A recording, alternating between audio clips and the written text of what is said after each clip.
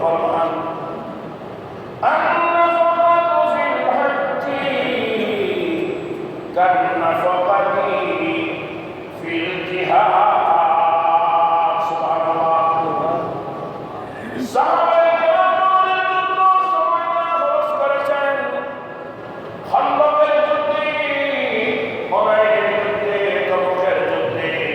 সাহাবায়ে কেরাম যুদ্ধের মধ্যে যা খরচ করেছেন, নবীজি বলেন হজ সম্পাদনকারী ব্যক্তি হজের মধ্যে যা খরচ করবে, যা খরচ করবে, মাল খরচ করবে, আর এই সমস্ত খরচটাকে আল্লাহ নবী উদাহরণ দিয়া বলেন হজ্জের খরচটা হলো আল্লাহর রাস্তায় সশস্ত্র বাহিনীর সাথে, সশস্ত্র বাহিনীর বিরুদ্ধে তুমি যে খরচ করবে তোমার মাল, ওই মালের দুই সওয়াব হজ সম্পাদনকারী, উমরা পালনকারী, হজ উমরায় যা খরচ করবে তার সেই পরিমাণ সওয়াব হবে।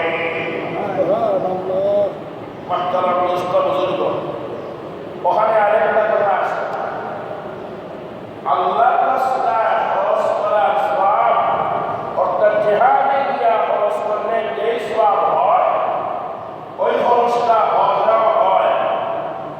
তবে তার অর্থ এই নয় যেমন তেমন সম্পদ, যেমন তেমন টাকা, কালোবাজারি টাকা, হারাম টাকা নিয়ে যদি আপনি আমি হজে যাই ওই সওয়াব হইব।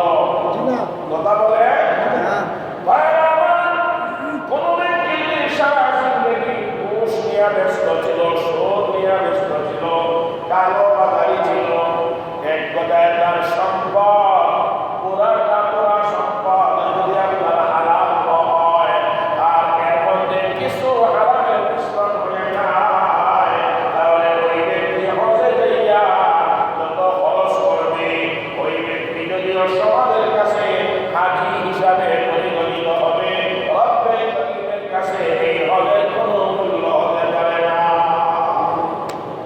ঠিক নেই?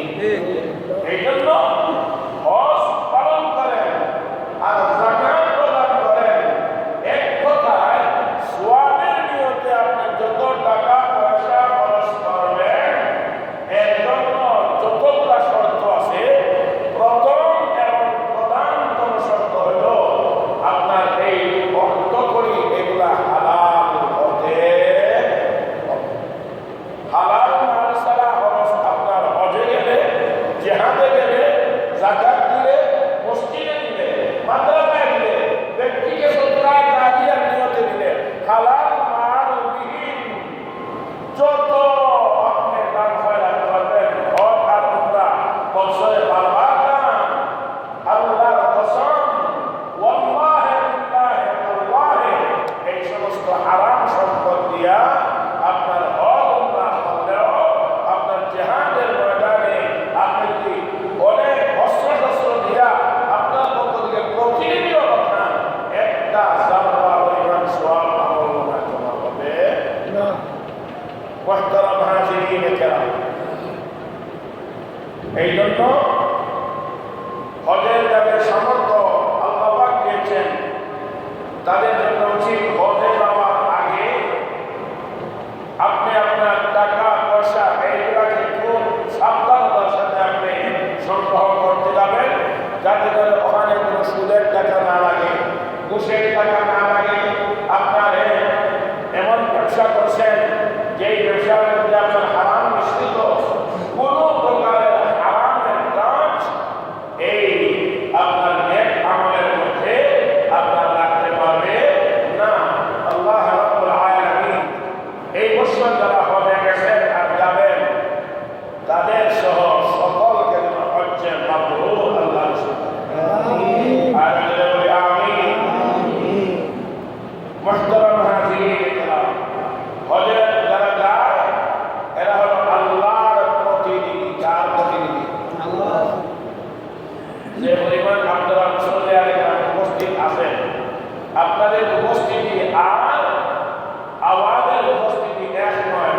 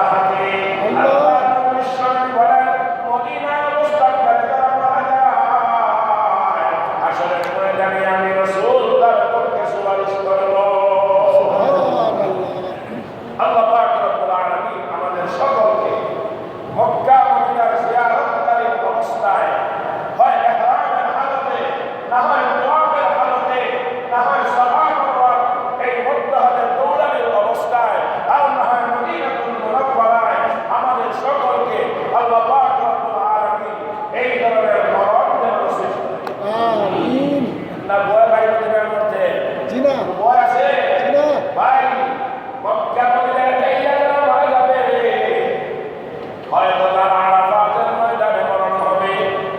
যেখানে সে মারা যায়, আল্লাহ নবীর হাদিসের মধ্যে পাওয়া যায়, আরাফাতের ময়দানে নবীর সঙ্গে একজন সাথী ছিলেন, সওয়ারের মধ্যে ছিলেন।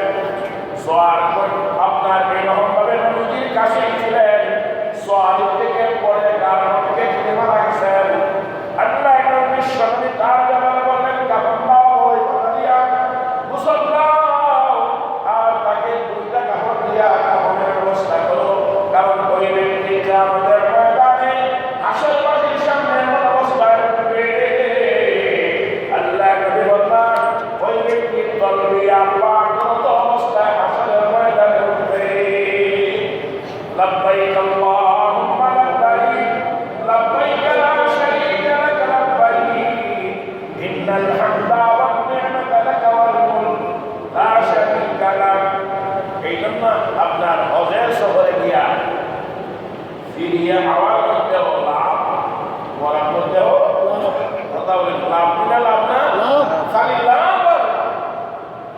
আমার ভাইয়ের একটা হাদিসের মধ্যে তাও দেখেছি, আরাফাতের ময়দানের ব্যাপারে নবী করিম সাল্লাল্লাহু আলাইহি ওয়াসাল্লাম ইরশাদ ফরমান,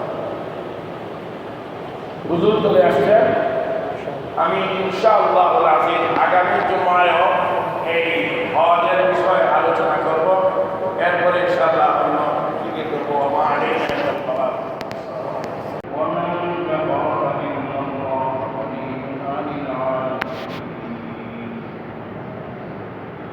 আলহামদুলিল্লাহ, ثم الحمد لله وصلى على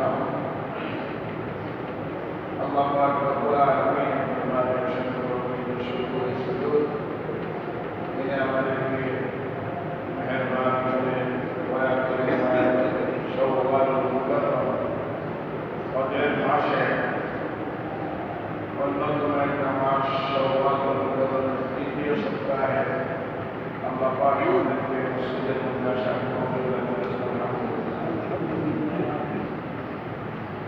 محترم حاضرین کرام، আমি আজকে সহ কিন্তু ধারাবাহিকভাবে হজের গুরুত্ব আর ফজিলত নিয়ে আলোচনায় আপনাদের সামনে আছি। আজকে আমার মোবাইলের সময় করতে চলে গেছে, আমি করতেও পারিনি, আলোচনা করতে হবে। একটা হাদিসের মধ্যে হজের সময় তো হাজি সাহেব এবং উমরা পালনকারী মুহতামির সাহেবা,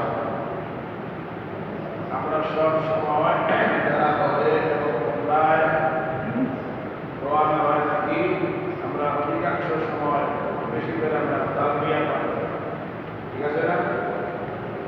এই তালবিয়া এবং আমরা ঈদুল আজহাতে তকবীরে তাশরীফের সময় আমরা বেশি বেশি করে তাকবীর পাঠ করি। আজকে একটা হাদিসের মধ্যে দেখলাম, বুখারী শরীফের মধ্যে হাদিসটা রয়েছে, রাসূল করিম সাল্লাল্লাহু আলাইহি ওয়াসাল্লাম ইরশাদ ফরমান,